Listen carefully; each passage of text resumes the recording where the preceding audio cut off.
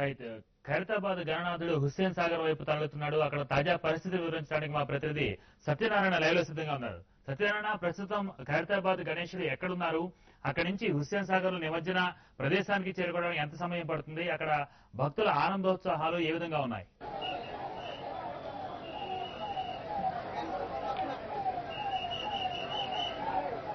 Right. Satyanarayana, Khairatabad వినాయకుడు ఇప్పుడు ప్రస్తుతం ఎక్కడికి చేరుకున్నాడు? హుస్సేన్ సాగర్ చేరుకోవడానికి ఎంత సమయం పడుతుంది? అక్కడ భక్తుల కోలాహలం ఏ విధంగా ఉంది? Thank you Vijay. గణేష్ ఉత్సవాల్లో తనకంటూ ఒక ప్రత్యేకతను చాటుకునే ఖైరతాబాద్ గణేశుడు నిమజ్జనోత్సవానికి తల్లి వెళ్లారు. ఇప్పుడు మనం ట్యాంక్ బండ్ ఎన్టీఆర్ ఘాట్ వద్ద ఉన్నాం. ఇక్కడ ఒడివడిగా అడుగులు వేసుకుంటూ ఖైరతాబాద్ గణేశుడు ఇక్కడ నిమజ్జనోత్సవానికి భారీగా తల్లి వచ్చారు. ఖైరతాబాద్ గణేశుడు నిమజ్జనోత్సవ శోభను చూసేందుకు భక్తజనం భారీగా తల్లి వచ్చారు. వేలాది మంది ఇసుకెత్తే రాళ్ళంత భక్తజనంతో ఖైరతాబాద్ గణేశుడు నిమజ్జనోత్సవ శోభాయమానంగా సాగుతున్న విశ్వాసాలు చూడొచ్చు.